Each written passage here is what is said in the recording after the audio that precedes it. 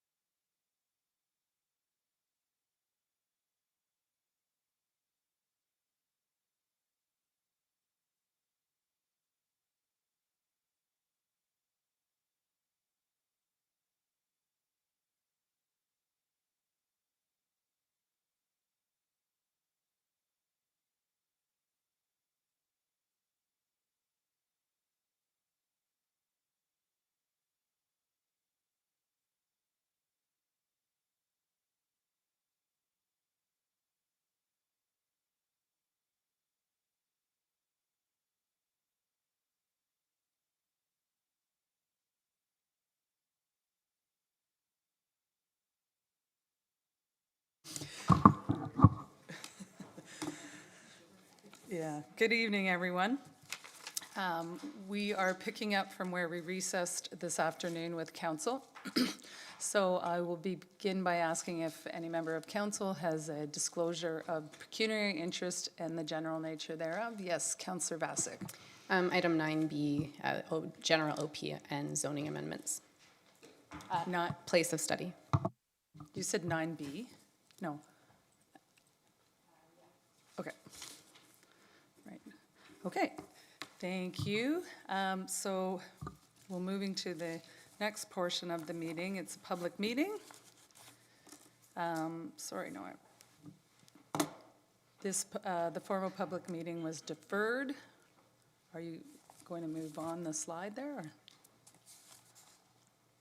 Okay.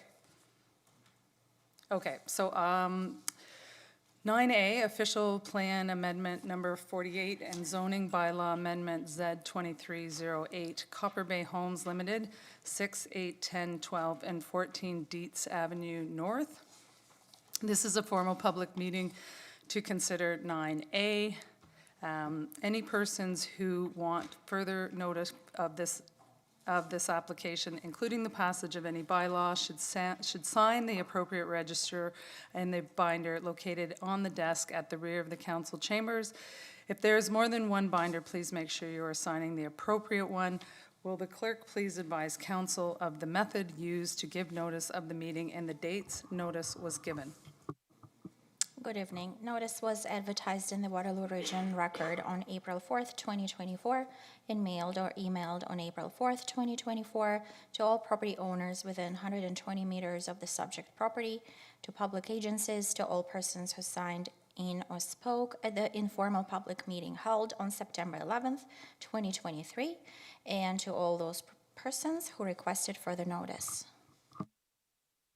Thank you. So now our planner, John Voss, welcome John, will give a brief overview of the application. Welcome, John. Good evening, Mayor McCabe, members of council, staff, to the public. As noted, this is the formal public meeting for official plan amendment 48 and zone change application Z2308 for the lands at 6, 8, 10, 12, and 14 Dietz Ave North. The subject property is on the east side of Dietz, between Sunshine Ave and Herb Street West. The property has an area of 0.25 hectares and is currently developed with 5 single detached homes. To the south are single detached dwellings, which are zoned to permit 6-story apartments. To the east is the Waterloo Heights Seniors Apartments, which are 9 stories. To the north is the Luther Village on the park, which includes a variety of seniors housing styles, as well as to the north is the Waterloo Memorial Recreation Complex and Waterloo Park. To the west is Westmount Place Plaza, which is primarily retail and office, as well as 2 residential towers, which I'll describe on the next slide. This is a rendering of the proposed building within context of other apartment buildings along Dietz. The subject building is colored white, so it's easy to identify.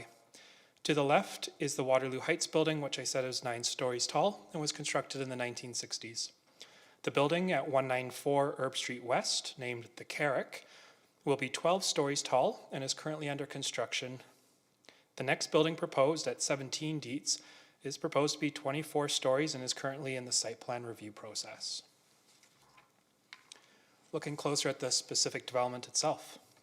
The proposed development is a 12-story apartment building with 135 units, including a mix of 5 townhouse-style units along the podium and a variety of 1, 2, and 3-bedroom units throughout the tower.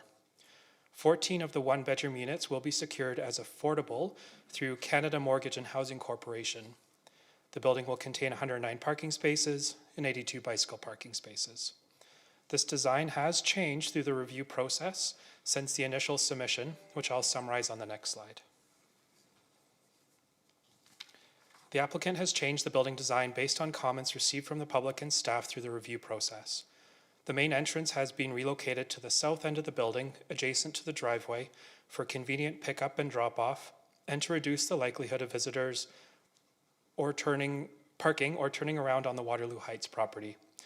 The height has also been reduced slightly by removing the amenity room and terrace from the roof and relocating them to the podium level.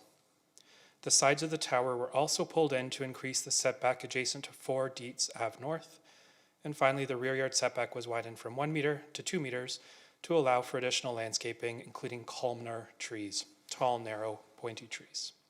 Despite these changes, the building will continue to provide 14 affordable units. To point it out on the screen, the image on the left is the initial design. The one on the right is the revised design. They look very similar, but when you look at the finer details, the changes have been identified. This is a look at the official plan amendment itself. To support the proposed development, the applicant proposes to change the official plan designation to mixed-use medium-high-density residential with a maximum height of 40 meters and a density of 900 bedrooms per hectare. This increased density allows a broader mix of 2 and 3 bedroom units. The applicant is also proposing to amend the zoning bylaw by changing the property to residential mixed-use 40, which permits a 12-story apartment building. They have also requested various site-specific regulations, which I'll discuss on the next slide. I should also note that a holding symbol will be applied to ensure a record of site condition is completed and that a noise study is prepared and implemented prior to final site plan approval. Record of site condition is due to known or suspected contaminants in the grounds around the property. Taking a look at the site-specific regulations themselves. First, I'll start by pointing out the renderings. This is the back side of the building. The previous image was the front side. This is the rear side as viewed from Waterloo Heights. Various site-specific zoning amendments or regulations were requested in order to support the proposed development. The podium will be set back 2.1 meters from the rear property line. Density increased from 600 to 900 bedrooms per hectare to support a mix of unit sizes. Landscaped open space will be reduced from 30 to 21%. The podium height is decreased to 8 meters or 2 stories. The tower will be set back 3 meters from the north side and 6 meters from the south side adjacent to 4 Dietz. The rear facade of the tower will be 7.5 meters from the rear lot line, while balconies will be set back 5.7 meters from that lot line. The tower length will increase from 40 meters to 54.5 meters, and the footprint will be 1,092 square meters. And finally, the parking rate is being reduced from a rate of 1.2 spaces per unit to 0.8 spaces per unit. Having reviewed the application in detail and considered all comments received through the process, staff recommend that Council approve the staff report. The Council adopt Official Plan Amendment 48 and request that the Region approve the amendment. That we approve the zoning amendment Z2308 as I've outlined in my report. And that Council direct the Site Plan Review Committee to have regard to specific urban design directives as outlined in the report, including attention to increased landscaping and limiting noise, shadows, lights from vehicles parked on the parking structure, etc. This concludes my presentation. If you have any questions, I'm here and available to respond. Thank you very much, John. Council, are there any questions at this time? Yep, go ahead, Councillor Wright. Thank you, through you, Mayor. So you and I have discussed this project quite extensively, and I'm just wondering if you can just share a little bit with me about what is enabled in a 12-story building that couldn't be accommodated with the existing zoning, which would allow a 6-story building? Through you, Member Cape, to Councillor Wright. The zoning today allows for a 6-story building on the property. It also allows a certain parking rate and a certain density that goes along with that 6 stories. That footprint of a 6-story building is generally the same footprint of what's being proposed today. So there's a setback from the street, there's the podium with parking, with units, and unit sizes are generally the same with a hallway and then units on the backside. If we take that footprint, the change that's being requested is to increase the number of units that are being utilized out of this property. So rather than building 6 stories with half the units, they're doubling the number of units that can be accommodated on the land. It's about efficiency of land use, saying if this is an appropriate area for density, then let's permit that density.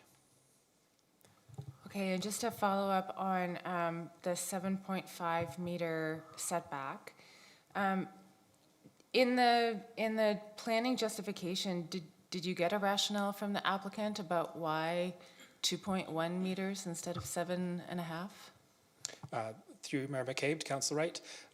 The podium is proposed to be set back to 2.1 meters. The original submission was 1.1. The increase was down to enough space to provide increased landscaping. Again, looking at a detailed concept of how landscaping could be accommodated for columnar trees and shrubs that would help to soften that edge, as well as looking at efficiency of building space. So the property itself is fairly narrow, it's long but narrow, and trying to fit a building on within maintaining the front yard setback meant a need to reduce that rear yard setback.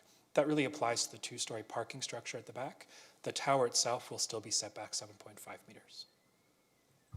And one last question, just the report also notes roughly a 10% decrease in what we would normally require for green space or landscaping around the building. And just hoping you can comment on that further. Mm-hmm. The 30% landscape rate is generally based on the required setbacks. So when you apply all the setbacks around the building, that's equivalent to the 30% of area that would be landscaped, specifically for softscape. So landscaping is really the goal. It would not include walkways, driveways, or other hard surfaces. In this case, with the proposed development, the driveway is open, it's exposed, and so that's taking up a portion of the land. There's also emergency exits and walkways that go to each of the townhouse units, and a front atrium terrace sort of area in front of the front door. If I go to the rendering, that might help.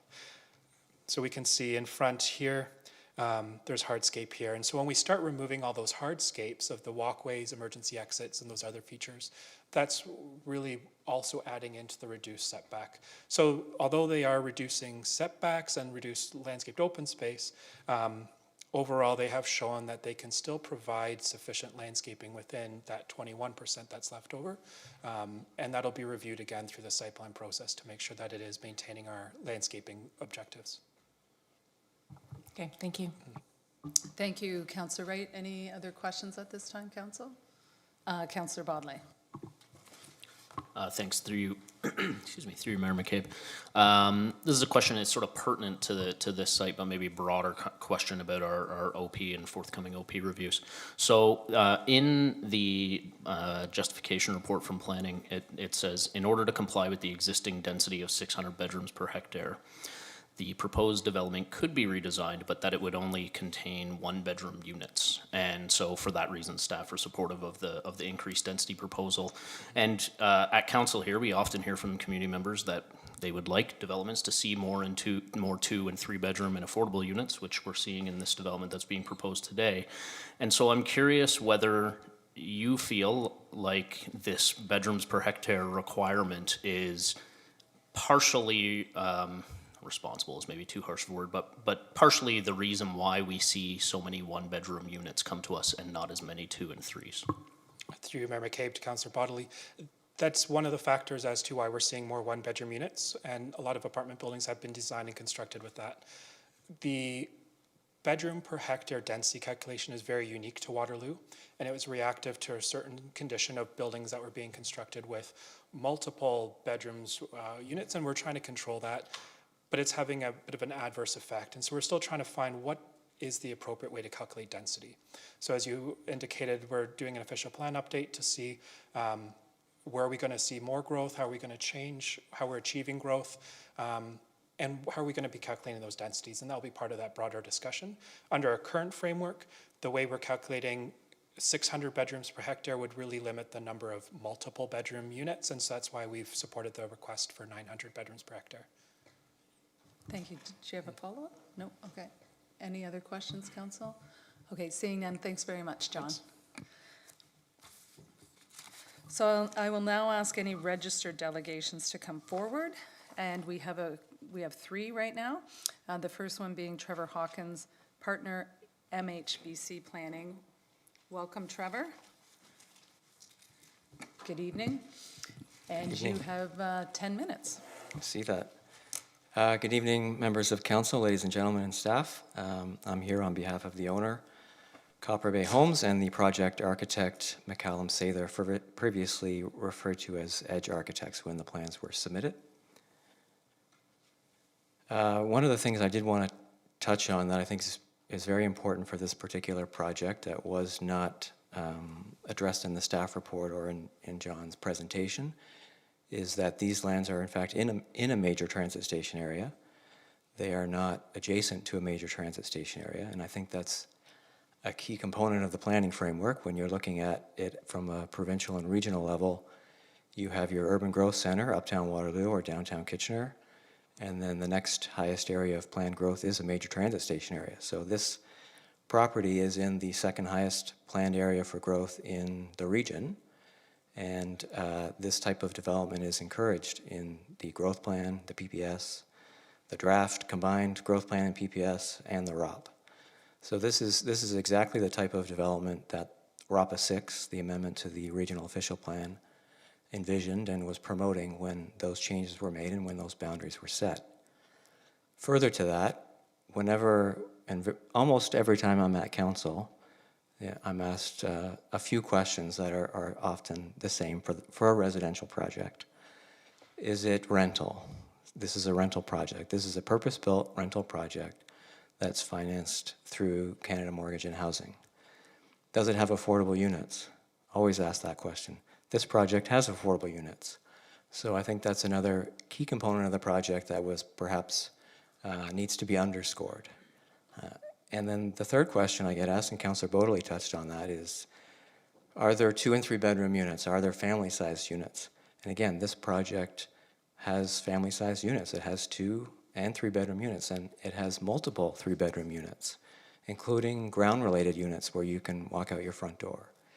So I think this project, hits a number of the key planning principles and some of the objectives that council often speaks to. It's in a major transit station area. It's where growth should be. It's within walking distance of 3 stations. It's within walking distance of the uptown. It's within walking distance of schools, the rec complex, Waterloo Park. I mean, they're 6 minutes a walk from this building. There's GRT routes right outside on Herb Street. So this particular location is well suited for intensification. Further to that, this property is surrounded by lands that are planned for 12, 25, or 6 stories. It does not abut lands planned for low-rise residential housing. So it's buffered from a low-rise housing, which is much further to the east over, behind on the other side of the 9-story building. So we have 12 and 25 stories across the street. We have this building, and then we have a 9-story building in behind before you start to get to the lands that are zoned for low-rise housing. So from a context perspective, it's consistent with the transition provisions or the framework that the city's established in its official plan. John's touched on a number of these elements, but I did want to speak to some of Councillor Wright's questions. So the city revised its definition of landscape open space sort of during this process, and it took away or perhaps the revision removed the ability to count the pathways that John's sort of alluded to. So, pathways that are leading to a front door, or landings that are leading to a front door, or pathways leading to the lobby. So previously those would have counted towards the percentage, but under the revised definition they don't count. But in this particular case, the majority of the landscape open space has been centered around the perimeter of the site, which is where you would want the landscape open space to be located. So the front of the site, along the streetscape where there's opportunities for tree planting, and then landscaping around the perimeter of the site to buffer the site. There'll be fencing, of course, as well, and the parking structure will be enclosed, so there won't be headlights visible from the adjacent property, but there will still be opportunities for landscaping as well. And I just wanted to touch on a couple other things that John referred to when he was speaking of the revised design. So that the balconies are now recessed. Previously, they were projecting out from the building. So the building has a full 3-meter step back from the podium, whereas previously those 2 rows of balconies projected into that step back. And then the balconies have been recessed on the ends of the building. You can't see it on this elevation, but they're recessed as well on the north and south facades. So really the closest component of the tower is the stairwell. The tower itself would comply with the tower separation regulation. It's only the stairwell and the edge of this balcony that needs relief from the south side. And what we've done, as I indicated at the informal public meeting, is north of this property is a driveway and a parking lot, whereas south of this property is existing residential properties. So we've purposely established the greater setback on the south side of the building. This is the rear elevation, and Councillor Wright asked about the setback to the parking structure. So you can see in this image, and on the next slide I'll show as well, the parking structure, which is 2.1 meters back, is about the size of a bungalow, or if you're standing at the north end, a full 2-story house. So it's between 6 and 9 meters. It's not a 6-story parking structure that's 2.1 meters back from the lot line. It's the equivalent of a house, and that would be the side yard of a house if you visualized it that way. The tower, of course, is set back much further. And we can see it here. So you see this is the south elevation, so Dietz on this side of the image. So at the south side, it's about 6 meters, which is a typical bungalow. And then on the north side would be 9 meters, which would be your typical newly built single detached house. There were questions and comments throughout the process about traffic, and so at the request of staff, we examined the intersection of Dietz and Erb to see if turn lanes were required on Dietz to go on to Erb Street, particularly to make a left turn. And the traffic addendum indicated that putting a left turn on Dietz, both on this side of Dietz, but also on the opposite side of Erb Street, if you were turning left. If you were traveling north on Dietz to turn left, or if you're traveling south on Dietz to turn left, in neither scenario would a left turn lane help with any of the traffic flow. There was certainly lots of questions throughout the process about the shadow criteria. So again, we submitted an updated shadow study. We highlighted the shadows associated with this building, as well as included shadows from the sort of under construction Carrick building, as well as the conceptual, not yet approved 24-story building, and the development meets the city's criteria. John's again touched on the landscaping, so we had a landscape architect. The owner retained a landscape architect to design conceptual landscaping to ensure that there would be landscaping on the south side, on the east side, the north side, as well as trees in the front. So that has been evaluated by professionals, and they've determined the types of landscaping that can be achieved in those locations to provide the visual buffer. So again, I just wanted to really emphasize this property is in a major transit station area, and I think that's a very important planning principle. It has access to higher order transit within walking distance, multiple stations. It's surrounded by lands that are planned for intensification, some of which are already under construction, some of which are proposed, including the 24-story building across the street. It provides affordable housing in an area that's got numerous amenities, parks, rec centers, schools, shopping, transit, provides family-sized rental units in those same locations with those same amenities in such close proximity. And the design itself includes a podium and tower built form, which is consistent with the city's planning framework. And the design addresses the public realm. It has walk-up units, townhouse units where people can walk out their front door right onto the sidewalk. It's allocated sufficient space for landscaping while providing appropriate separation from the developed lands to the south and east. Thank you. Thank you very much, Mr. Hawkins. So council, any questions on this delegation? Councillor Bassick. Thanks, through you, Mayor McCabe. I'm curious, if this were to be approved tonight, We're not always seeing developments actually moving forward. So I'm curious if you have requirements through the CMHC grant to on timelines when it has to be built. I guess I'm just curious, will this be built, and if so, what is the timeline, and does the grant sort of hold you to that? Well, to be clear, the grant doesn't hold me. I'm not the owner, so I can't answer on behalf of the owner, but the owner is here, and I can invite him up to speak to that question, perhaps. I always love if you provide a little levity and we make you laugh, Trevor. Welcome, Mr. Rekovic. I hope I'm saying your name right. Rakic. Rakic, sorry. Go ahead. Through you, Mayor. So the CMHC program itself does not have a specific timeline. The certificate generally, it cannot be issued until we have approval for the said development, and then there's a timeline, that clock that ticks attached to that. So our proposed timeline is to pursue the development of this property immediately through a full site plan application at our earliest convenience. Okay, thanks. That's it for now. Thank you.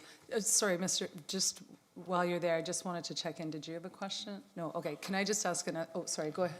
Oh, sorry, go ahead, Mary Lou. No, go ahead. Through you, Mayor.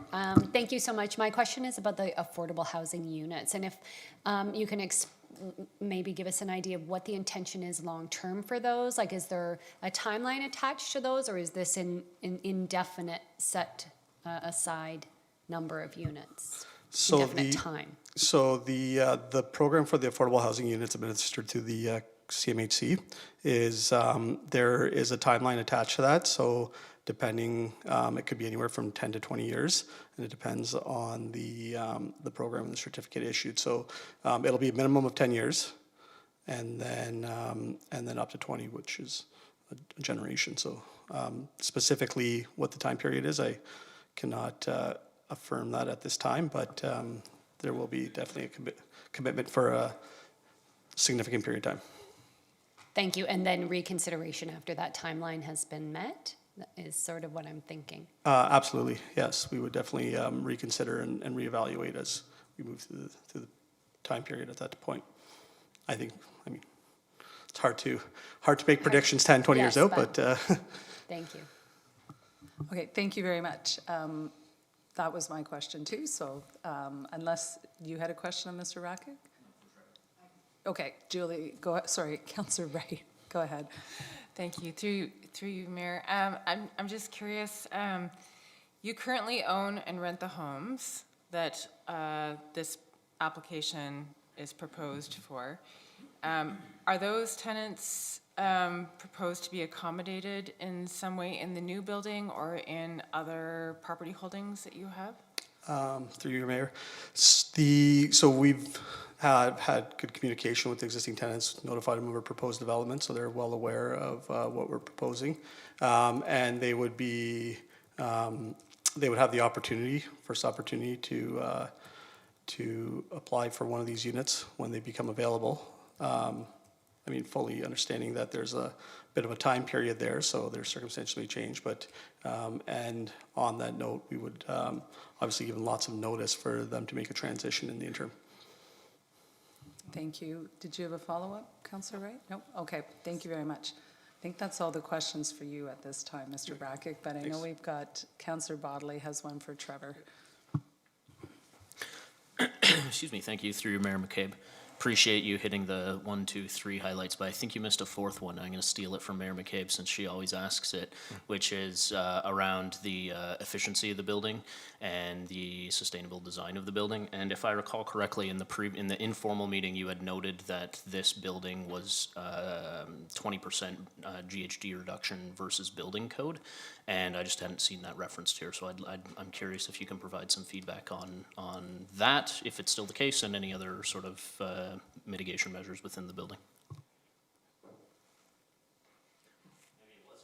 Well, I think it is to an extent, because I don't build buildings, but I do think that it's important for council to understand when someone is building a rental building, the difference between a rental building and a condominium building is often the builder of the condominium building, of course, they sell the units and then the condominium takes over, whereas when someone is building a rental building and intending to keep it for a very long time, there is naturally Not to discredit, obviously, everyone who builds condominium buildings, and I don't want to suggest otherwise, but there is an incentive to build a more efficient building because you yourself will be the owner of said building for, a very long time.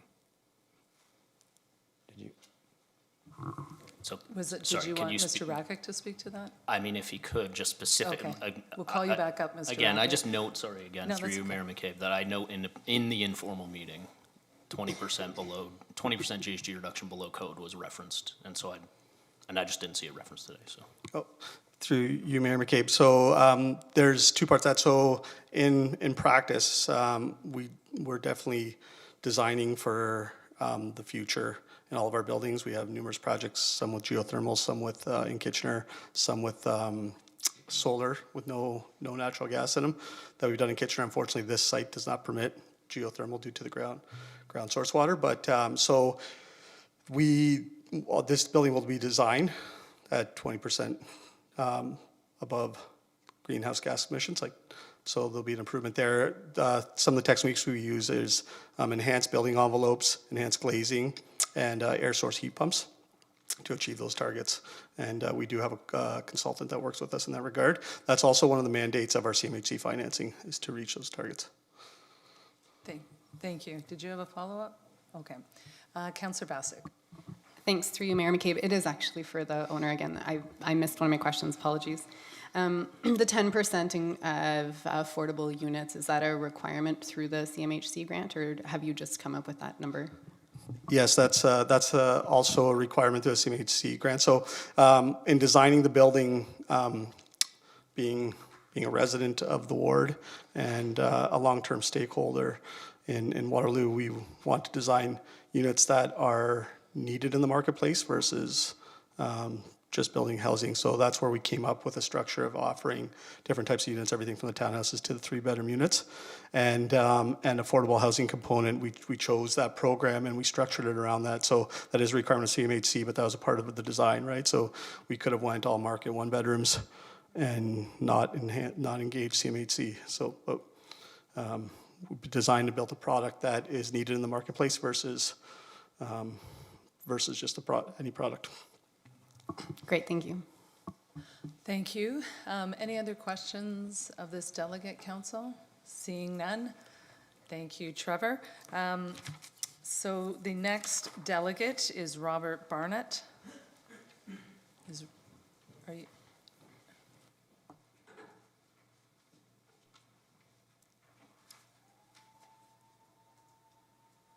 you for the accommodation. Oh, no problem. Welcome, Mr. Barnett. Thanks for coming in tonight.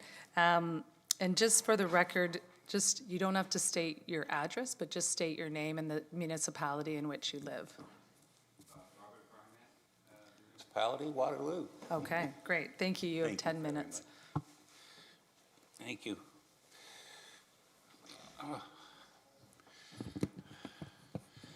Firstly, I wish to thank the council for the opportunity to present this evening. We all agree that Waterloo must continue to be welcoming to residents moving into the city and in the region. However, there is naturally some concern from long-term residents that we not lose the community character and values which speak to our history. Equally, I believe the majority of residents understand that we must build up and not out. All this being said, we need to face the reality that urban planning needs to be addressed now if we are to have planned growth. I believe we are well served by our city planning department, which I believe makes reasonable and at times extraordinary efforts to listen and respond to community concerns.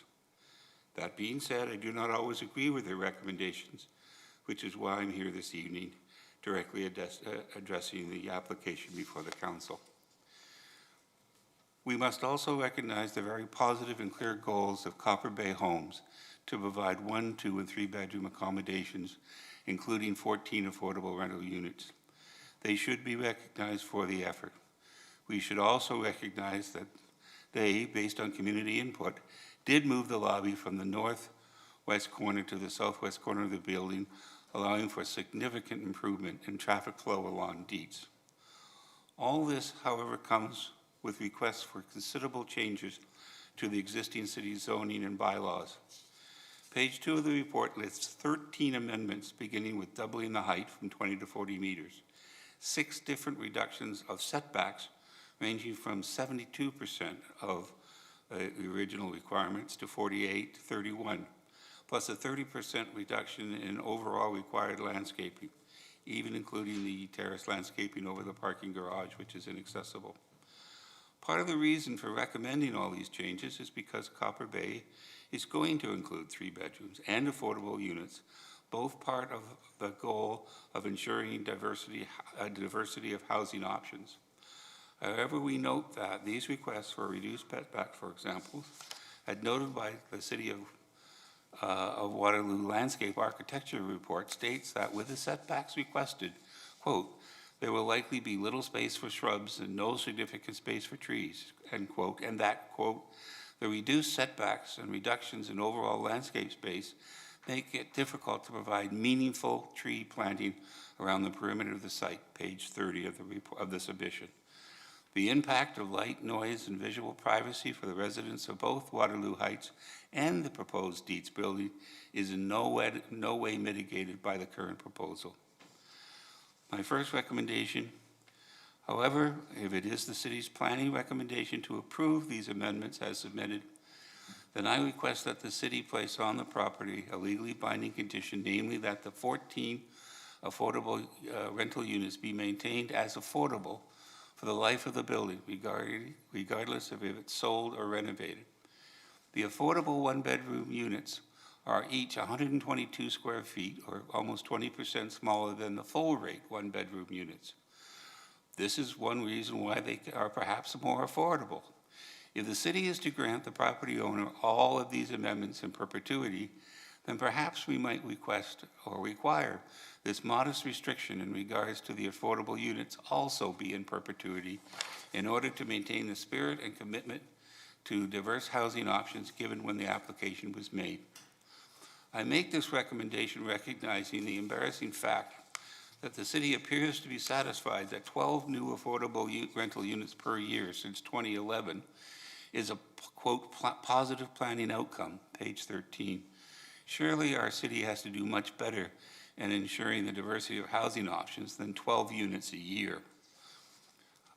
I now wish to speak about the broader recommendation implications of recommendation 50, contained in section 5.1.2, pages 15 and 16. The Dietz property is the first building application to come forward for approval for development between Westmount Place and Barrel Yards. I believe the decisions taken today will impact all future planning between Dietz and Avondale, almost to the Delta Hotel. The proposal 5.1.2 to designate the site as part of the minor urban corridor as reasoned in 3.6.4, items 1 through 5, I believe would or could be used for seeking the same designation for the same reasons for all the properties behind the current Herb Street corridor between Dietz and Avondale. Perhaps the clearest example of future planning impact of such a designation is the property to the east of Waterloo Heights, as shown on map 1, page 25 of the proposal. If one looks at the map, location map, one quickly sees a 5-block property exactly the same size as Dietz immediately to the east of Waterloo Heights.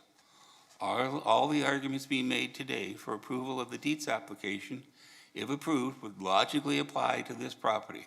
So, residential multi-use 40. Once Rosslyn West was developed, and according to the report's principle of, quote, descending transition of building heights, page 13, Rosslyn East would become what? Residential units 20? And so as each block's current zoning designation is busted, the currently unplanned intensification to continue through Dunbar and Avondale, the chance of such a scheme would be enhanced by designating the Dietz property behind Herb Street corridor as part of that corridor today. The premature recommendation 512 expanding the minor Herb Street corridor to include the Dietz sites is de facto permission to propose significant changes beyond the current zoning for all the lands behind the currently designated minor corridor. The investment to build on all the land between Dietz and Avondale, even at RMU 20, would require over $1 billion in investment. And if some of the properties, like the Dietz site and like the Carrick, go to RMU 40, then redevelopment would be well over $1 billion. I ask, what city in the world would go ahead with billions in redevelopment without a master plan? How is the city to plan the next 10, 20, 30 years of capital projects for such a redevelopment without a master plan? How does city planning manage to introduce 1,500 more cars entering Herb Street from these redevelopment lands when just the Dietz Street, with the proposal of the current Dietz development, the Carrick and the 17 Dietz, would add 488 additional cars, just that one project. So what happens on Roslyn? What happens on Dunbar? What happens on Avondale? The math is significant. I see no immediate benefit to designating the Dietz site as part of the Herb Minor Corridor, except to use that designation for further rezoning of other properties also behind the current corridor designation. Therefore, to defer such a decision is of no consequence to the approval of the Dietz property, and if applied, is potentially devastating to future planning. Surely, if there is a time and a place for a master plan for a, quote, comprehensive plan settlement, page 10, and with regard, quote, the regard for the planned physical character of the area, page 11, this is the time and this is the area. My second recommendation is that any decision on 512, expansion of the Herb Minor Corridor, be deferred until such time as the city has developed a master plan for the remaining lands between Dietz and Avondale. I believe it is only fair to the residents and to the developers that they know what the city will expect of them. Thank you. Thank you very much, Mr. Barnett. Council, do you have any questions for the delegate? Seeing none, thank you very much for your presentation tonight. We Thank you. appreciate you coming in. And we'll just give you a minute there. Okay, and the next delegate is Tom Bartleman.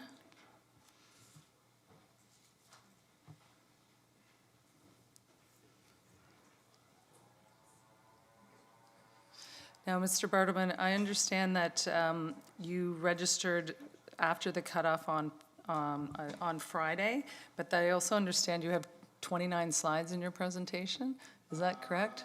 Actually, 20. Okay, that's a lot of slides to get through, so. I've timed it out to 8 and a half. Okay, well, you had 5, but we'll be a little more lenient, but yeah, you'll have to, that's a lot of slides to get in, so I'll encourage you to move quickly through them all. All right, Okay, thank you very much for coming in. thank you. Oops, pardon me, please just state your name I and your live residence. on Herb Street West behind the proposed building. Your name. Thomas Bartleman. Thank you. Okay. Good evening, Madam Mayor and council members. I am here tonight to urge you to vote no to this application as our neighborhood cannot support another high-rise so close to the Killam site. Due to time constraints, I will limit my remarks to the most important errors and omissions found in the MHBC studies. Reduction in parking. At the September 11th, 2023 council meeting approved that the proxy method of measuring car parking usage was inaccurate, rendering Copper Bay's conclusion that they proved that their request for 0.8 spaces per unit completely null and void. And this request is particularly concerning in an area already dealing with off-site parking issues. No one has indicated to me that my conclusions were wrong or provided evidence to that effect.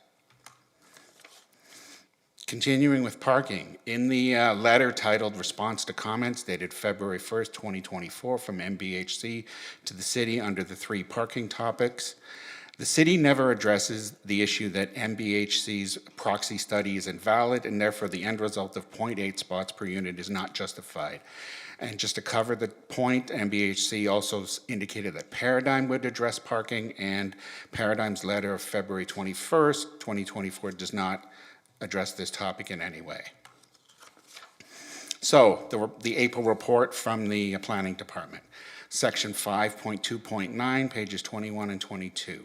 The IPPW report does not mention the objections raised about the incorrect conclusions of the parking rate demand based on the proxy study. The IPPW report is extremely circumspect in its language regarding the parking study. Isn't it the planning department's job to actually analyze, i.e. judge the correctness or the validity of the report? For example, back in the fall, I went physically to 201 Herb Street West and asked the manager what was the assigned occupancy rate, and she said it was 98%, not the figure of 62% in the MBHC report. And then we get to the conclusion of that section. Staff do not object to the requested parking rate of 0.8 spaces per unit based on the analysis provided. Note how the report's conclusion never explicitly states that the applicant's report is correct. Continuing on with parking. So, I've been looking at other MBHC applications, and I reviewed the MBHC application to the City of Kitchener for 135 Jackson Avenue and noted a proxy study for 24 Morrison Road. I went out to 24 Morrison Road and observed a number of relevant errors. First of all, the number of units was miscounted. I can't even imagine that. I contacted the condo manager, Amanda Boakes, on February 21st at 2 p.m. to ask her about the parking rate. She indicated that not only was the parking assigned rate 100%, but 9 extra units had 2 assigned parking spots. So the actual real figure was 113%, not the figure that MBHC put in the report, 65%. To be clear, the conclusion is that a reduction in the parking rate for 6 to 14 Dietz Avenue North has not been justified by MBHC. So, more about parking. MBHC prepared the reports for 1 Dunbar, and they only want a minor reduction to 1.09.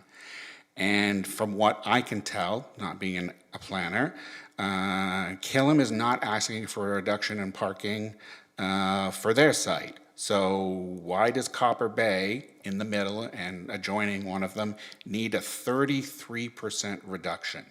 That seems out of not in line. Suitability to the neighborhood, as stated, but I want to say it this way. None of the Killam towers have asked for a variance on footprint or horizontal dimension, so why should Copper Bay be granted these? Again, the stated spec is 40 feet and 40 meters, and they want 54, so that's a 33% increase. Again, this has partially... Sorry to interrupt, but I just want to note that your time for the 5 minutes is nearly up, and you're on slide 7, so you've got 13 more slides. Thank you. Again, this is, I'll just skip to the next slide then. Okay, so this photo we've seen before. If you're just using height as a criteria, it's misleading. What you really should be looking at is density. So, does the Copper Bay building fit in? From what I can read from the Killam application, their overall density for the entire site is around 200. Waterloo Heights, same thing. We're similar size, but we have 4 times the area of land. The stated figure for Copper Bay is 870 bedrooms per hectare. Does not fit in. Okay, we saw photos about green space. So if you want to see what 21% looks like, this is exactly what it looks like. And also, it appears to be in direct conflict with the part of the urban design manual regarding safety and security. Section 2.1.4 reads, avoiding recessed or narrow spaces which are not supported with natural surveillance and security lighting. These people are going to be trapped between a fence and a building for almost 200 feet on the back and 100 feet on the left side of the photo. And if you actually want to see what it looks like, that's the building at 310 Herb Street West, and that, oops. It's on, okay. Okay. So So this is the building at 310 Herb. So this appears to be a 5 or 6 foot gap. That's what it actually looks like. So, and now also imagine that wall's 12 feet high. So imagine it now being 30 feet high. I'm going to skip that one. This is the revised shadow study from MBHC and Killam. Sorry, this is the first shadow study that we looked at in the fall. You know what, I'm going to skip that, doesn't matter. This is the revised shadow study. I can tell you with 100% certainty that this is wrong. So therefore, any conclusions drawn from it is wrong. How? I spent 3 to 4 hours on March 24th sitting outside taking pictures. The picture on the left is noon, and the picture on the right is 1:30. You see, solar noon doesn't happen at 12 o'clock, like it says there. There's actually 3 full reasons. I won't go into them now. You can ask me if you want to later.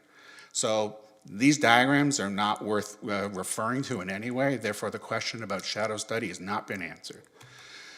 Thank you for your time. And I actually like to leave you with something based on the comments of the prior gentleman about thinking about the future and understanding.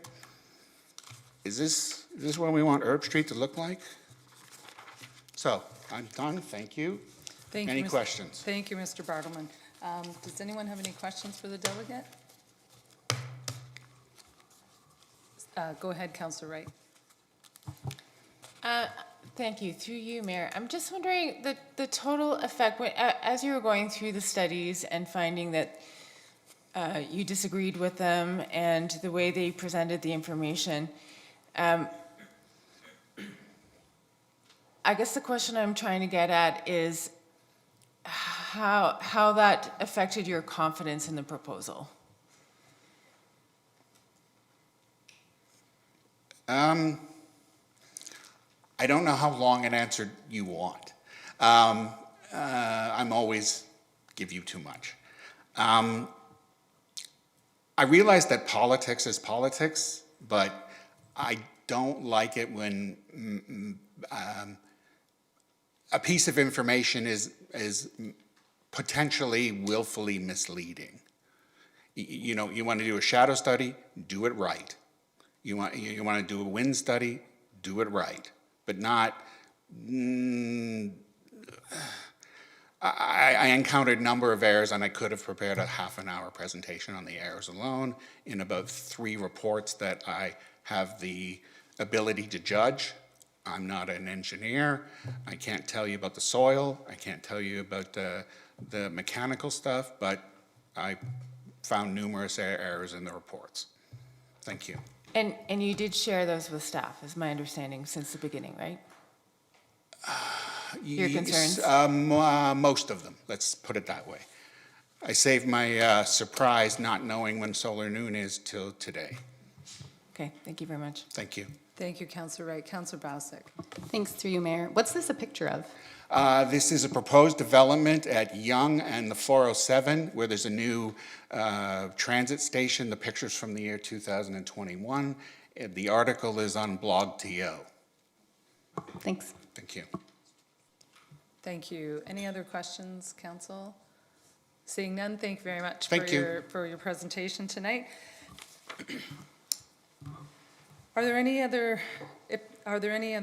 delegations, anyone else present tonight who wishes to speak to this application? Okay, we have, so come forward.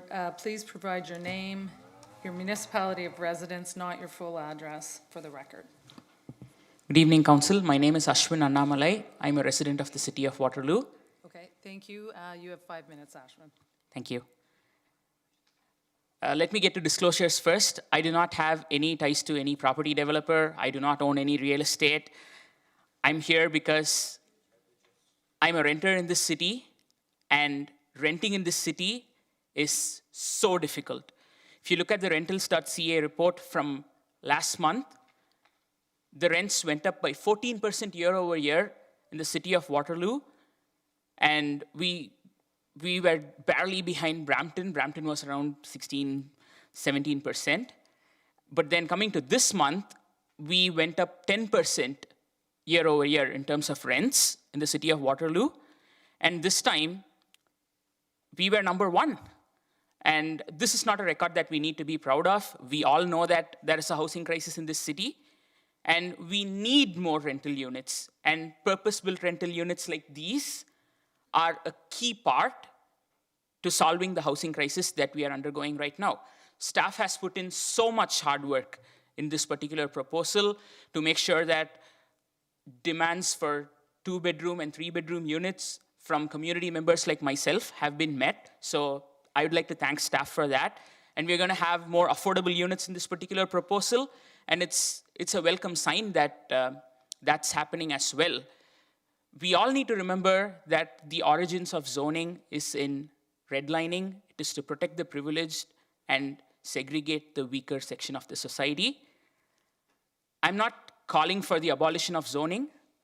As long as there is no threat to life, limb, or property, we should and must make adjustments to zoning so that we can accommodate a growing population. Giving a zoning exception in that neighborhood is not new. For instance, take the Waterloo Heights building. The councils of the past, they did give an exception to that particular building, and we have amazing seniors enjoying their retirement in that particular building. When others in this room, when we are older, maybe that might be our retirement residence. So we should think about that. The city of Waterloo has always been forward-thinking when it comes to things like this, and now it is the moment of the city to act decisively so that we can get more purpose-built rental housing built in our city. I'm fully in favor of this particular proposal. I wish a lot of the other proposals that come to council have like affordable units that are purpose-built rentals and that do not have like strict adherence to minimum parking requirements. So this is exactly what we need. We need much more of this. So I would like to thank council for your time and consideration. Please say yes to this project. Thank you. Thank you, Ashwin. Are there any questions of the delegate? Okay, do you have a question for staff based on, okay, go ahead. Thank you. Through you, Mayor, I'm just wondering if staff could comment on the affordable housing component and whether the city has any mechanisms that would allow a rental building to remain affordable longer term after something like the CMHC conditions have expired. I'm thinking specifically of in our Housing Accelerator Fund Action Plan, we have number 5 is the multi-unit residential acquisition program, but I would assume that that has to do with condo buildings and not rental buildings. So I'm just wondering if there's anything contemplated longer term specifically for rental buildings.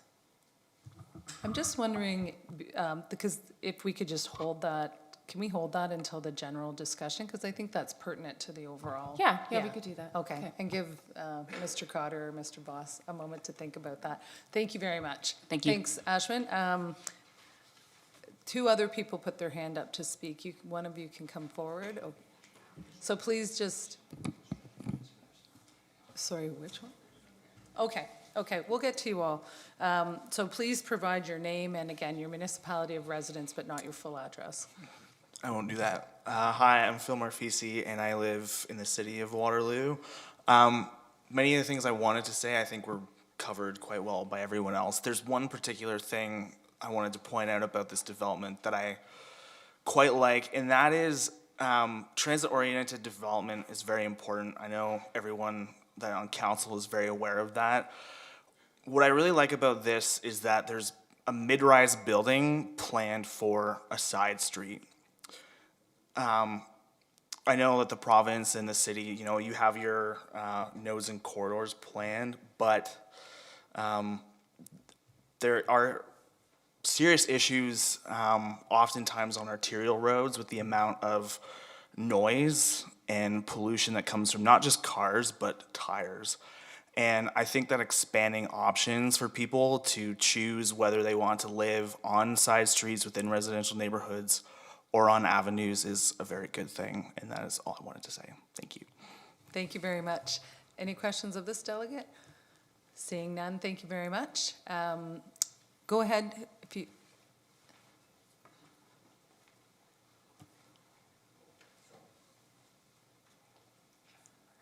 Good evening. Good evening. My name is Reinhold Ressler, and I live at 170 Erb Street West. Okay, thank you for coming in tonight. You have 5 minutes. As you know, the building is a senior apartment building, and we are not against another building on that side, but we are concerned about the height, because most of our tenants like to sit on their balconies in the sun in the summer, and a 13-story building at that site would take away the sun in almost all our balconies.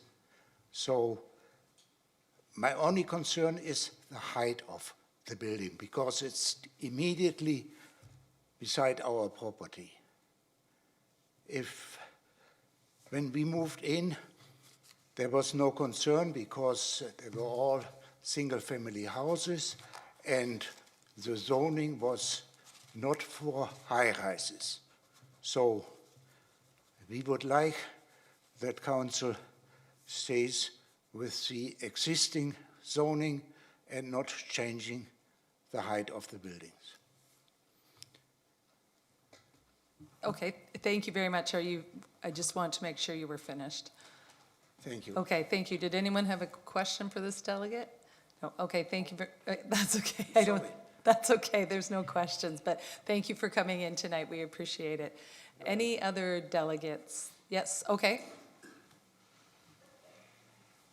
And again, just state your name and your municipality. Okay.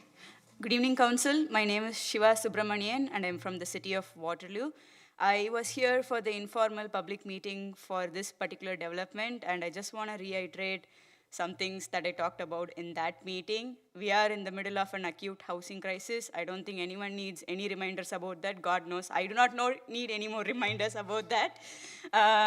We need more rental housing. I'm a renter in the city. I'm a renter in that neighborhood, and I want to say it's a purpose-built rental. If council had not approved that development, I would not be housed today. And I want to keep in mind the future residents of this particular building. You're probably saving someone from homelessness, from having to pay enormous amount of rent, pay like 80% of their paycheck to rent, and like not have money for food or groceries. We need to build more housing. We are in this situation because we don't have enough supply of housing. We need to build enough housing. We need to have abundant housing. We cannot like artificially restrain our supply of housing for reasons such as I don't get shade for an hour in the winter, or like there are not enough trees. I would love more trees, to be honest. I would love trees. I would love green space. But Waterloo Park is right there. And let me tell you, that place pops in the summer. And you know why? It's because of the residents that are there in the 6 towers around the park, including me. I know I've been here in 2019, 2018, in 2020, during the pandemic, when there were like no university students, the place was dead. It was not inviting at all. But now, we have more towers, we have more residents. There are so many families that come and enjoy the park. There are like so many facilities around that in that neighborhood. I would say I am spoiled for choices, and I want people to have the same opportunity that I have today. And there is no point in restricting the choice for other people as well. It's 12 stories it's a 12-story building in like a major transit station area. I would say that is not very ambitious, but it's on a side road. So it's going to be peaceful, it's going to be quiet. I don't see the problem here with this development. We need more of such kind of development. This is what I would call missing middle housing in a major transit station area. I honestly am not a fan of 50-story buildings, though I must say that's kind of what we need right now. This is like perfect. Our tower is like 21 stories. This is like half of that height. I don't know what people say when they say this tower does not fit into the neighborhood character. This is like, that area has plenty of towers, plenty of amenities. This is where people should be. People should not be living in the middle of nowhere where there are no facilities. People should be close to their needs and their wants, and this development facilitates that. So I do hope that council approves this development. Thank you. Thank you. There's a question, Councillor Rowe. Through you, Mayor. Thank you so much for your presentation.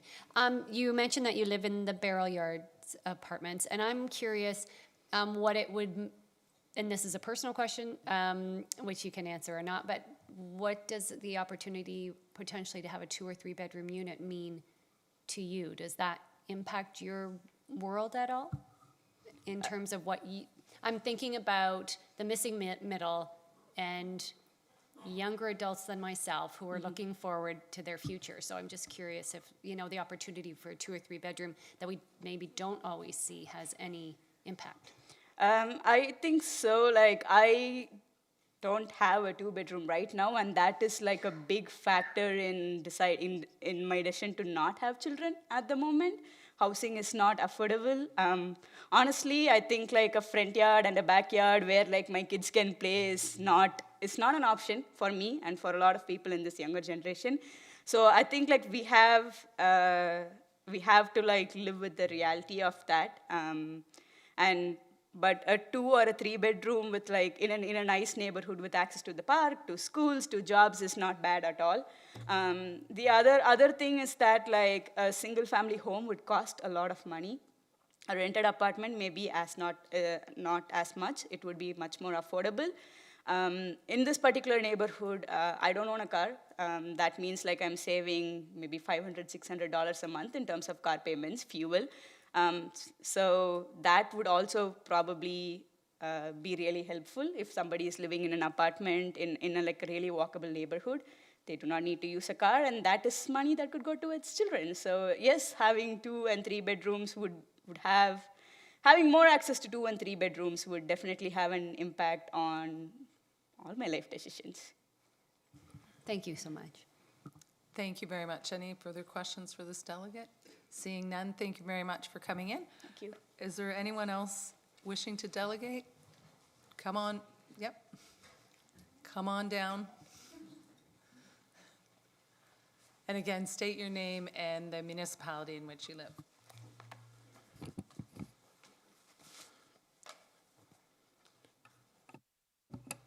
Hi, my name is Craig Sloss. I live in the city of Waterloo, and I appreciate the clarification that I don't need to read out my entire address, as the last time I was here, I read my entire address into the record for everyone on YouTube to hear. So thank you for that clarification. All right, so as some of the previous delegations have mentioned, we are in the middle of a housing crisis. We all know that we're falling behind our targets for new builds, and we see rents that are skyrocketing due to the lack of housing supply. One thing that I find remarkable about this proposal is that we see so many proposals here for condos that are mostly filled with 1-bedroom apartments, very few, if any, affordable units. This project, on the other hand, hits on so many important priorities. It has 3-bedroom apartments, which, as we've heard, are important for helping people who want to build families. And it's not a small amount, it's 18 of the units are. We have 14 affordable units. It's also a rental rather than a condo, and it's very close to many transit options. So in my view, I think that by approving this, council sends the message not just that this is something we're doing to increase the volume of supply. Like I feel like with a lot of these other proposals, they're not great, but we're so desperate for housing that we need to approve them because we need pure volume, right? But this one has so many side benefits, I think it shouldn't just be approved, it should be held up as a model for responsible development. I'd also like to take a step back and put this proposal in the broader planning context of the city and the region as a whole. I think we have to acknowledge that our city is surrounded by some of the most valuable farmland in the province, and we don't have any more room to sprawl outwards. Increasing density is our only option. The city needs to grow up, not out. I think this council showed great wisdom last year when it when we affirmed our commitment to protect the countryside line. I think we were only one of 2 councils in the region to maintain our commitment. At the same time, many other councils in the region were betraying our mutual and long-standing commitment to protect the countryside. Now, how does that relate back to this proposal? Well, the only way we can protect the countryside is if we build up in the areas that are already urbanized. And approving proposals like this are what it looks like to live our commitment to protecting the countryside line and to protect our farmland. We also need to recognize that our city is impacted by planning failures that are outside of the control of this council, but for which we need to react accordingly. There's currently a proposal in Wilmot to rezone 770 acres of farmland, some of the most valuable farmland in the province, into employment lands. And these are employment lands in excess of what we need as indicated in the regional plan. So we have to think, all the new employees who are going to be working on that land, where are they going to live? Some of them are going to want to live in Waterloo, and with this new influx of residents, where are they going to live, right? It's going to put more pressure on a housing system that's already under strain and further increase the need to have buildings like this and to intensify in the urban area of the city. So just based on these broader planning trends, as well as the high quality of the proposal itself, I would strongly encourage you to approve the proposal. Thank you very much. Thank you very much. Any questions of this delegate? Seeing none, thanks very much for your time. And I believe there's another delegate.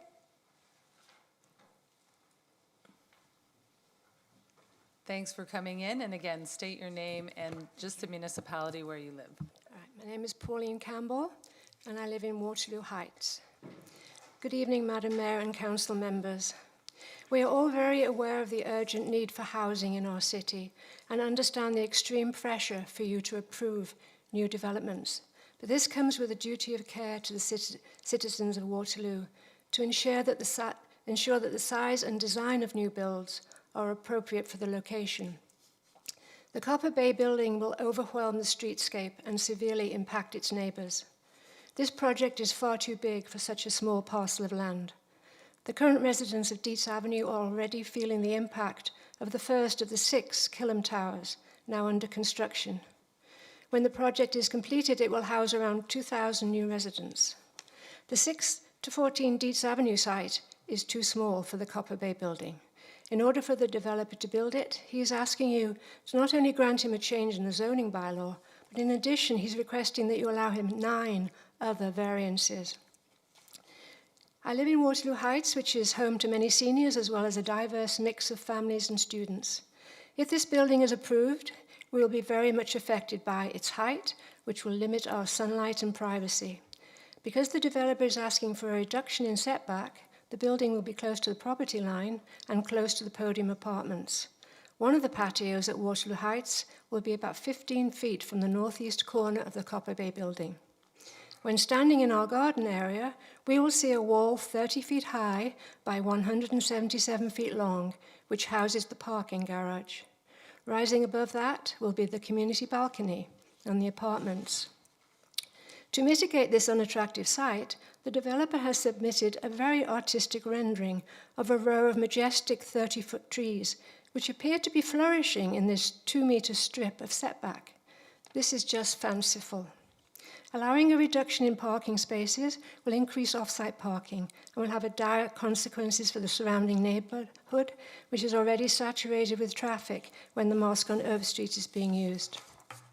The traffic flow on Herb Street is already causing concern, especially when the gates for the LRT block Herb at Caroline Street every 15 minutes. I understand the need to encourage residents to use public transport, but realistically, most families have at least one car, and if the local transit system does not improve, then the congestion on Herb Street will only get worse. The first Killam Tower is underway, and by next year could disgorge another 100 cars a day onto Dietz Avenue.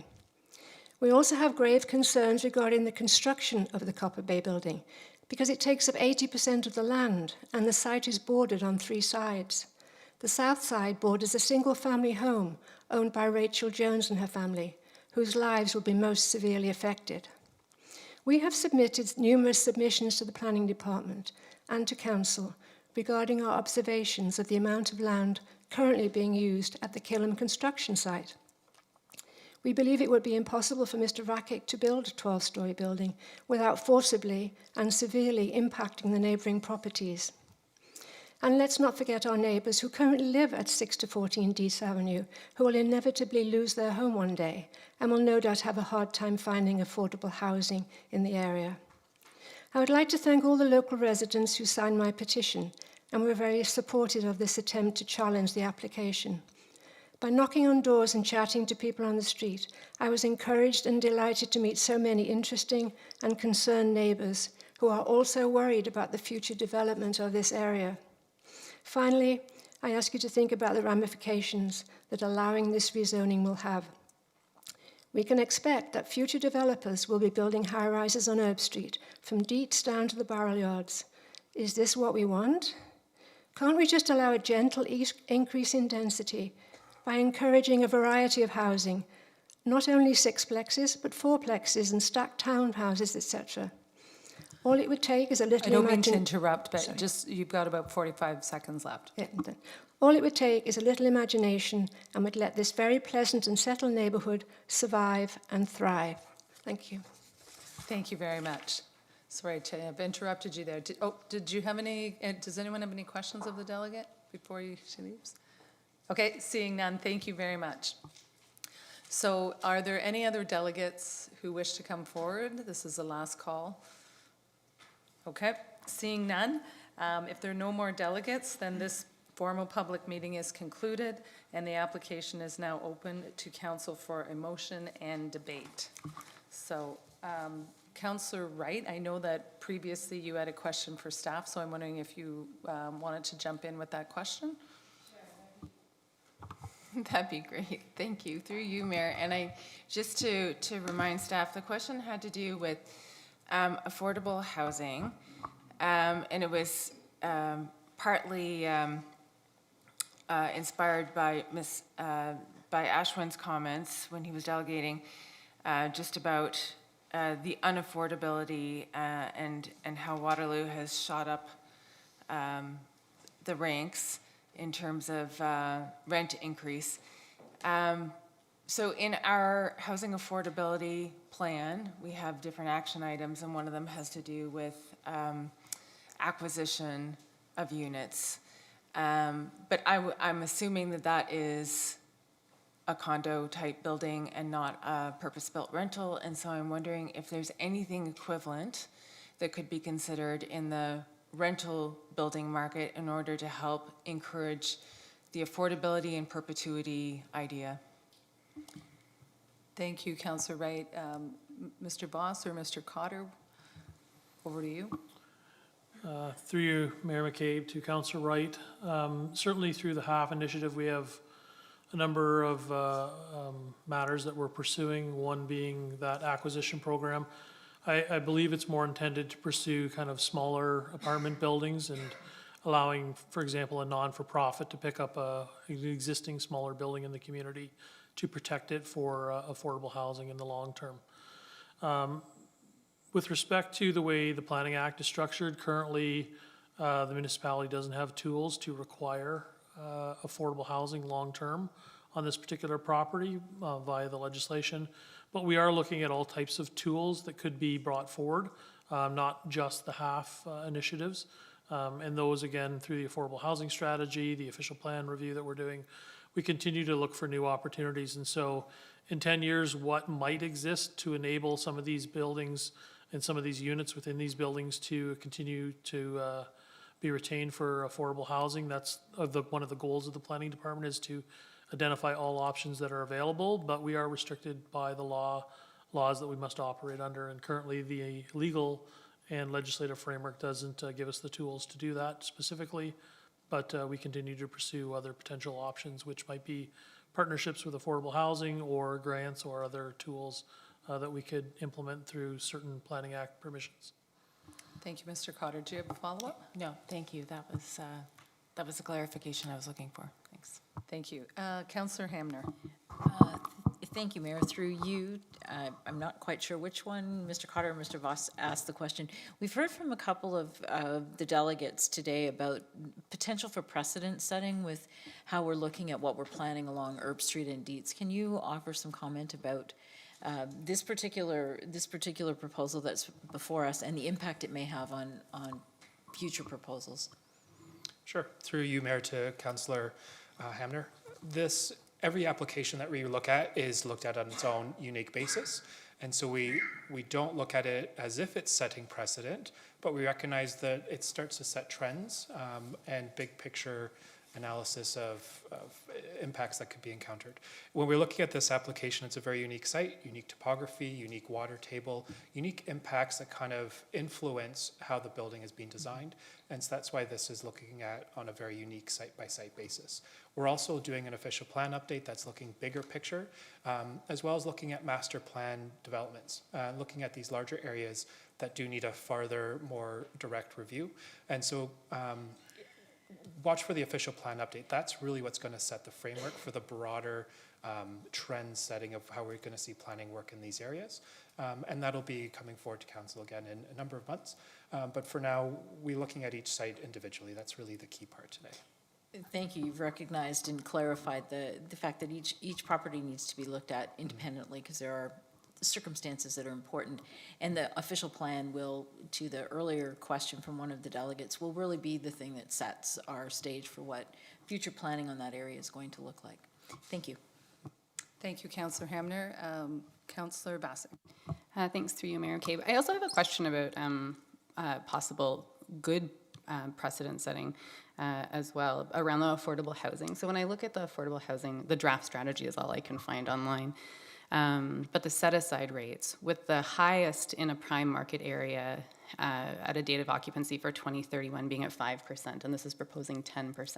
And I realize that's probably largely tied to the CMHC grant, and this is for probably ones that we would just require whether they have the grant or not. So I'm curious if you have any sense of if one development starts by putting in 10% affordable, will others sort of, will it have positive ripple effects, or will it be sort of, again, case-by-case basis? It really is up, through Mayor McCabe to Councillor Vasic. This hopefully will start the trend to show other developers that it is possible, which is really the key piece. But it really is also as a result of some of the new programs that are available through CMHC. And so as these programs are come and go, we hope that this kind of starts the ball rolling of how affordable housing can be done. So for example, across the street at Killam, they have secured funding for their project to secure some affordable units. And so this is one of the many pieces of the puzzle that we need, but it starts to show that it is possible. And so hopefully others can see that they can make it work as well. Thank you. And I did, like the delegate mentioned about Waterloo Park, and we have received a few emails and comments about green space. What is sort of the, this might be more of a parks question, I guess, but what's the distance that people ought to be from a green space? So is Waterloo Park, would that be considered kind of like a good enough distance to a green space from this if the site can't accommodate all the green space people are imagining? Through Mayor McCabe to Councillor Vasic.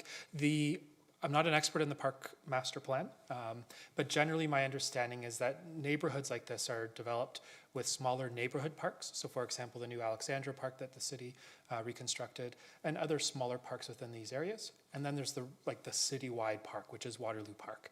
And this location really benefits from its proximity to the Waterloo Park. I don't know the specific recommended distances, but there are multiple options aside from Waterloo Park, but also the neighborhood parks that are within the neighborhood, mostly south of Herb Street, but there are other parks available. Okay, thank you. Alexandria Park is It's great. super. Thank you, Councillor Bassick. Just on the affordable housing question, I'm just wondering if you could remind us how many, what's approximately the number of affordable housing units we're short in this city? Do we know that number? Through you, Mayor, I don't know the number right off the top of my head, sorry. Okay, okay, I thought it might have been in the half applications, but, okay, thank you. Questions, other questions from council? Yep, Councillor Rowe. Through you, Mayor. Just a quick question.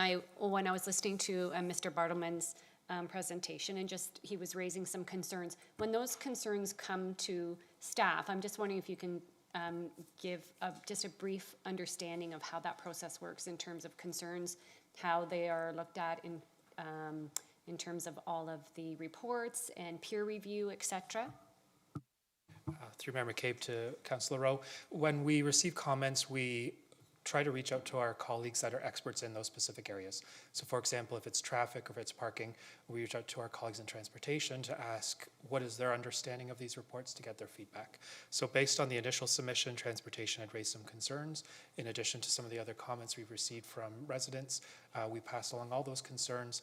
The applicant reviewed that and provided an updated study justifying the responses, and ultimately transportation staff agreed that the revisions to the plan were appropriate and satisfied their requirements.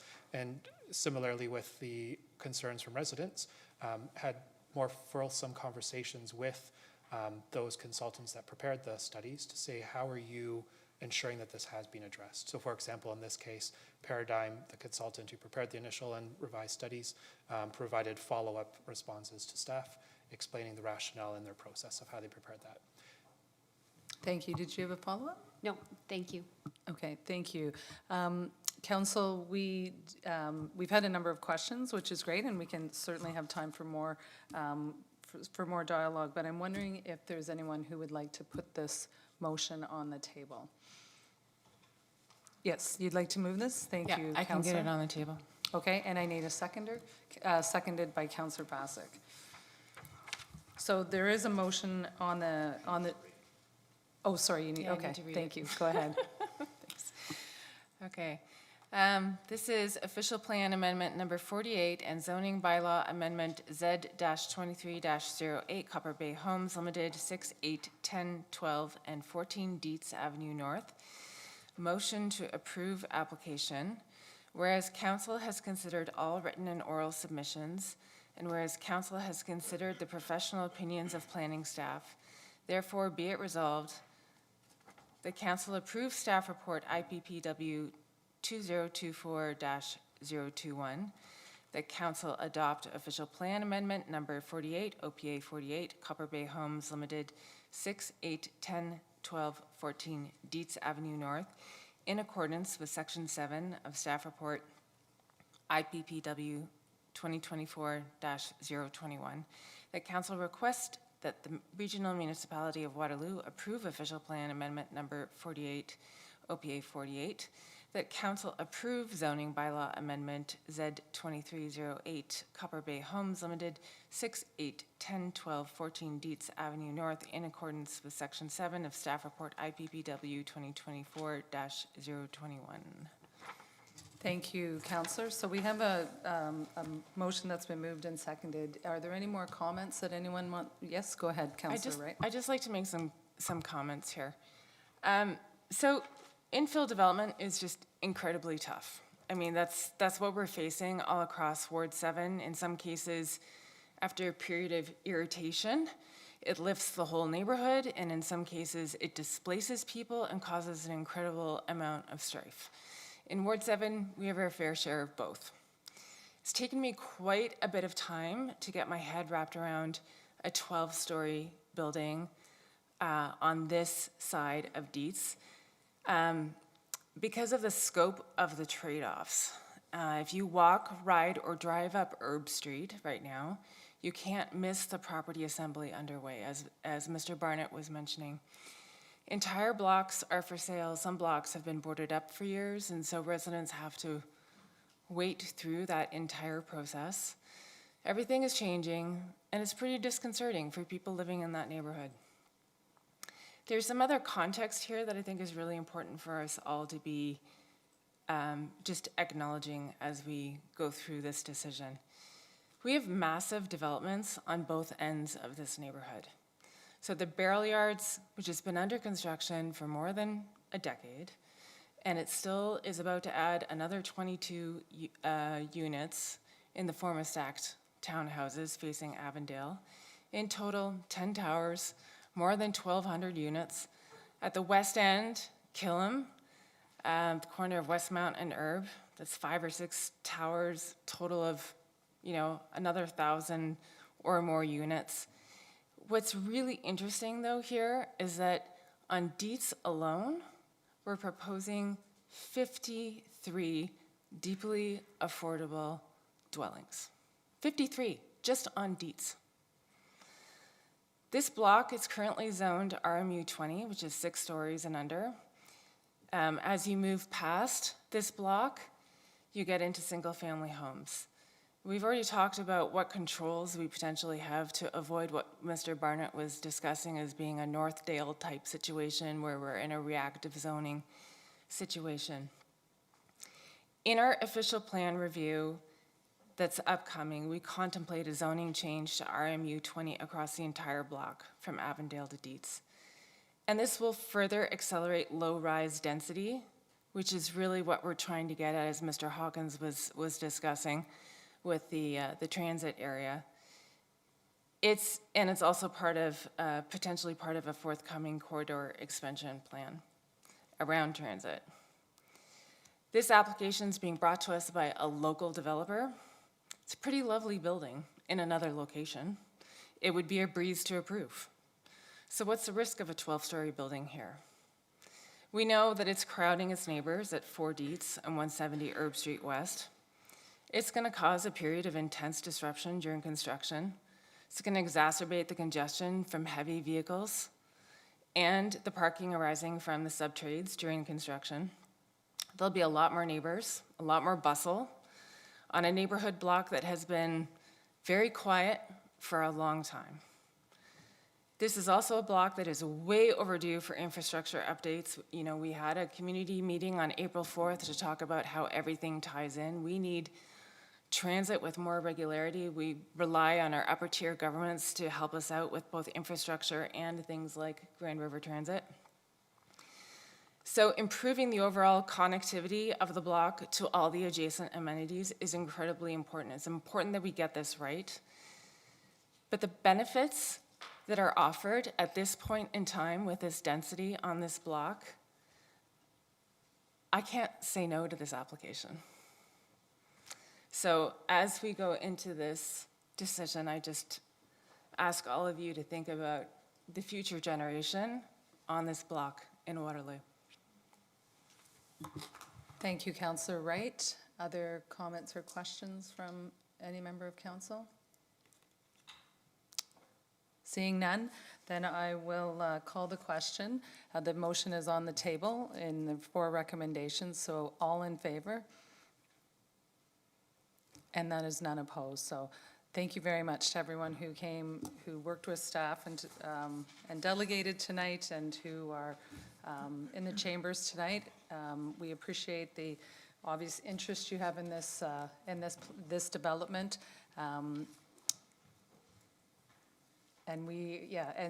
So thank you very much, and we will move ahead now with the rest of the agenda, which is to move on to 9. Oh, sorry. Okay, yes, we can have a 5-minute bio break to just, we'll take a 5-minute recess. Thank you very much before we move on to the official plan amendments.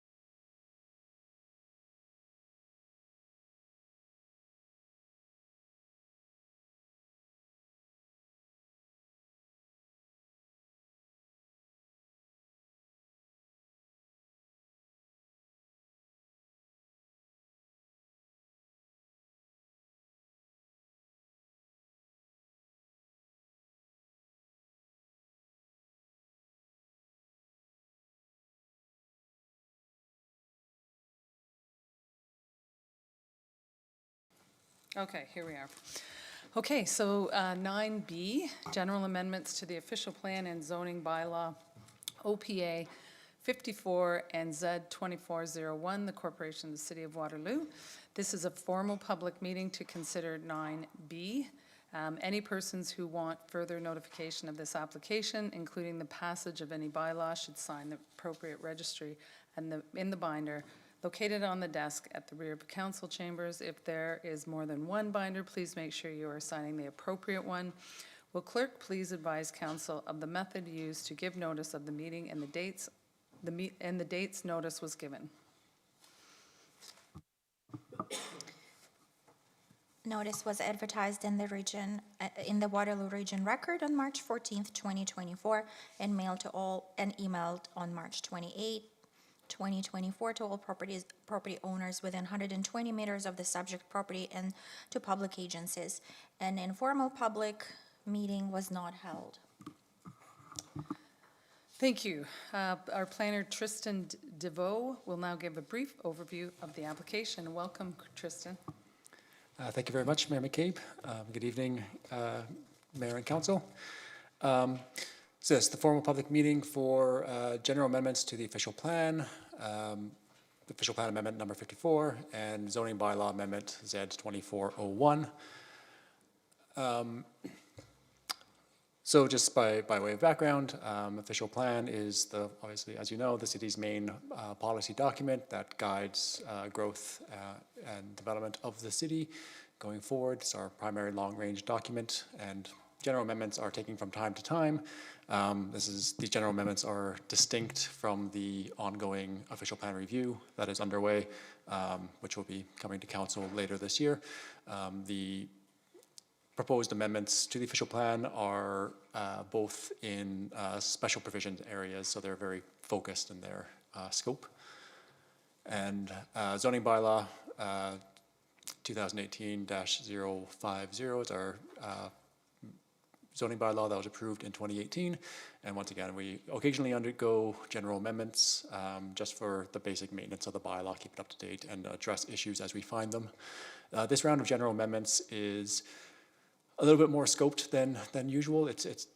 Some of these amendments are dealing with site-specific zoning exceptions and things like that. It's just broadly a few categories and areas that we've noticed that are causing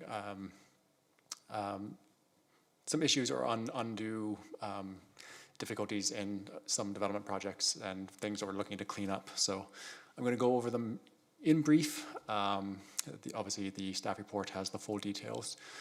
But in the official plan, as I mentioned, we're going to be amending a couple provisions in specific provision area, a couple policies in specific provision areas. So SPA 17 is the barrel yards, proposing a small increase in the permitted density. That SPA has a density of 250 units per hectare. Applied across the entire site. The initial phases of that site is mostly built out, but the initial phases had a concept for some additional stacked townhouse units. We recognize that there's going to be further development as other phases come online for the barrel yards. That'll be subject to much larger planning reviews, official plan amendments. And we didn't see the need to hold these stacked townhouse units back while we wait for that process to complete. So staff recommended making an amendment change in the short term just to allow these units, which were already kind of considered in the initial planning phases of this development. Specific provision area 20H, that's Laurier Stadium. Basically the change we're proposing there is there's a hard 10-meter height limit on that zone. Some of the existing accessory structures, including bleachers and scoreboards and stuff, already exceed that. We're looking at just basically allowing accessory structures to exceed that maximum height for the replacement of those items, as well as there's a proposed seasonal dome that's being looked at right now that would likely exceed that as well. So just some minor amendments to those official plan provision areas. Within the zoning bylaw, we've kind of divided these up into 4 basic categories. So housing amendments, this one, again, looking at the barrel yards, this first amendment, site-specific exception C82, which is the site-specific zoning for the barrel yards kind of initial phase. We're proposing the same increase in density that we proposed for the official plan, again, just to get those last few stacked townhouse units room to develop. Post-secondary amendments, we're proposing, again, Laurier Stadium C177, that's the Laurier Stadium site-specific zone. So that amendment is going to spell out the height and setback regulations for accessory structures, which were previously not really defined. So again, that'll allow those existing structures to be maintained, replaced, as well as make allowances for that seasonal dome. We're proposing taking a temporary use zoning bylaw for 475 and 485 King Street North. So that's the Waterloo Inn site. There was a zoning bylaw amendment for that site for redevelopment. That is going under Ontario Land Tribunal process. So in the meantime, there's been interest in using that as a university residence. So this temporary use bylaw is just being put forward by staff just to facilitate that as a temporary use for 3 years, with the option to renew that every 3 years, but if needed, but just as a temporary use while that other process continues. Streamlining development approvals. So there's a few changes to the bylaw that we're looking at here. Building height definition, just some basic cleanup. There was some redundant language and some lack of clarity, as well as specifying an interpretation for when we have a double fronted lot, basically a through lot, how we measure the front of or a height is related to what the front lot line. So just specifying which part of the lot we can measure that height from, just to make interpretation easier. Maximum building setbacks. Some zones have a maximum setback. In the case where there's an easement that exceeds that, it forces a developer to go through a planning process, committee of adjustment application, just to accommodate that. So just cleaning that up in the bylaw to allow for that. Creating a site-specific exemption for 460, 462, 464 Columbia Street. This was a site that was already approved through a site plan application under the previous zoning bylaw. The initial phase was constructed using transitional policies and regulations in the zoning bylaw. But just for ease of approval for the subsequent phases, we wanted to put those already approved permissions into the new zoning bylaw so that we don't have to refer back to the previous zoning bylaw to make sure they're compliant. And then again, last category, just some correction of errors and providing additional clarity. There's a holding provision or holding symbol applied to 192 and 200 King Street North that was previously removed. And then when we updated our zoning bylaw in 2018, that was inadvertently added back to the lands.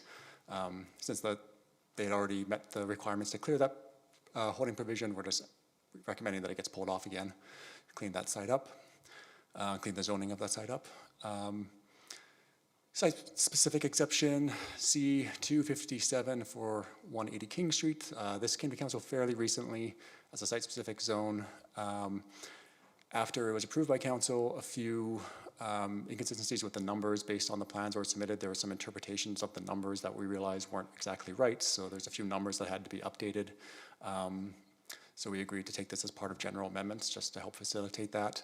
At the same time, there was a couple minor changes that they made to the proposal in the meantime, and since we're already taking this forward, we agreed to incorporate those into these general amendments. And then the last one is around bicycle parking regulations. No real changes to the regulations, just specifying when they apply.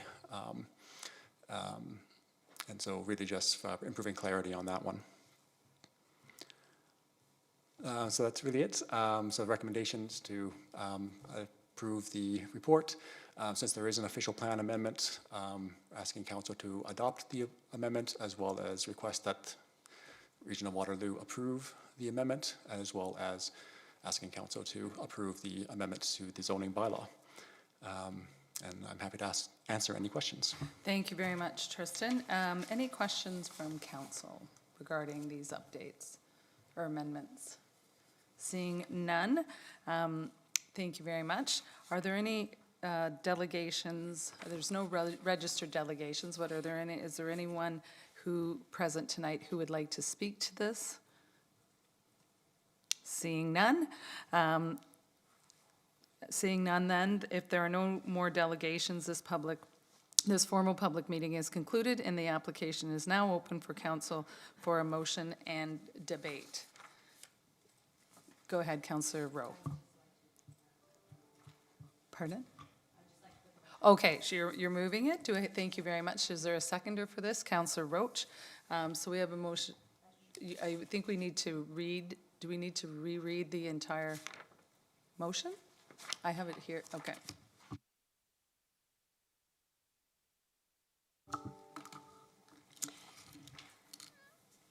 Motion to approve the application. Whereas council has considered all written and oral submissions, and whereas council has considered the professional opinions of planning staff, therefore be it resolved that council approve report IPPW 2024-022, that council adopt official plan amendment number 54, general amendments to the official plan of the City of Waterloo as set out in Schedule A to IPPW 2024-022.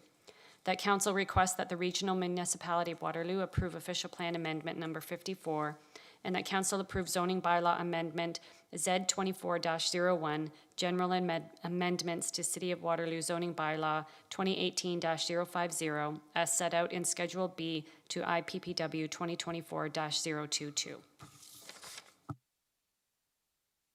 Thank you very much.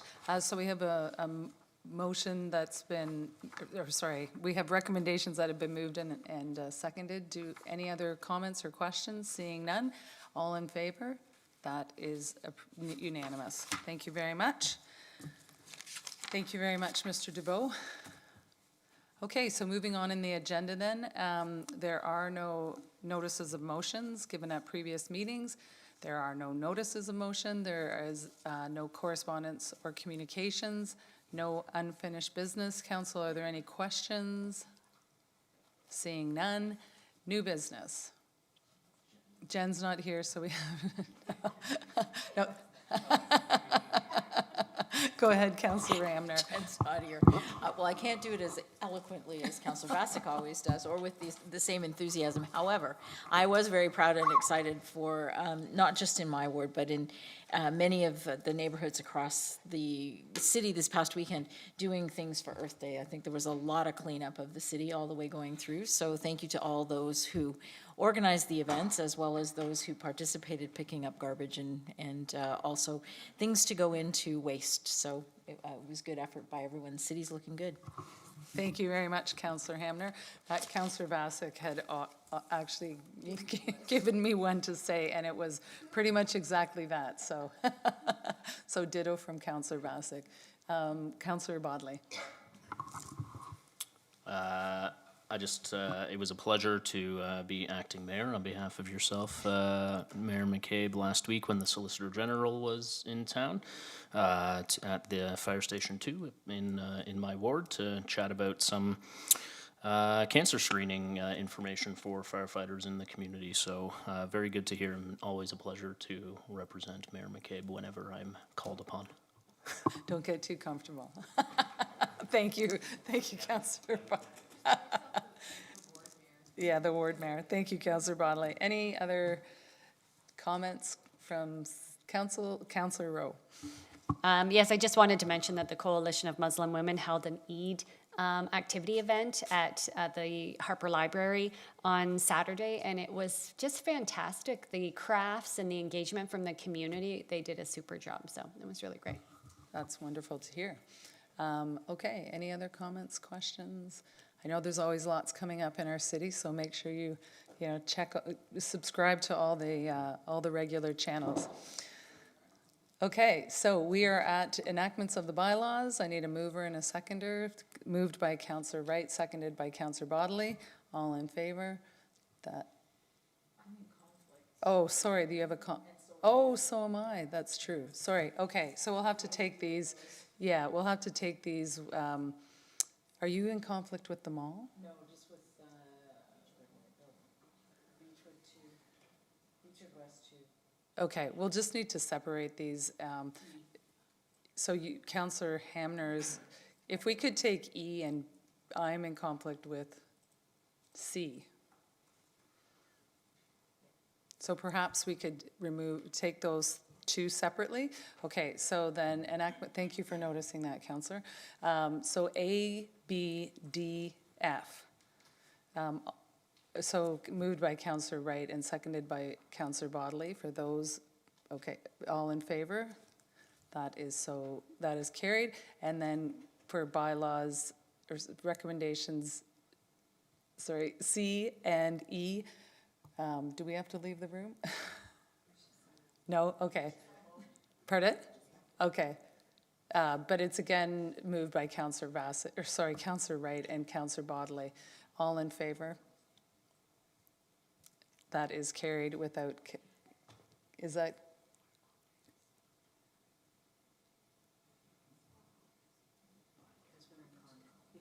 We're conflict, we're not voting.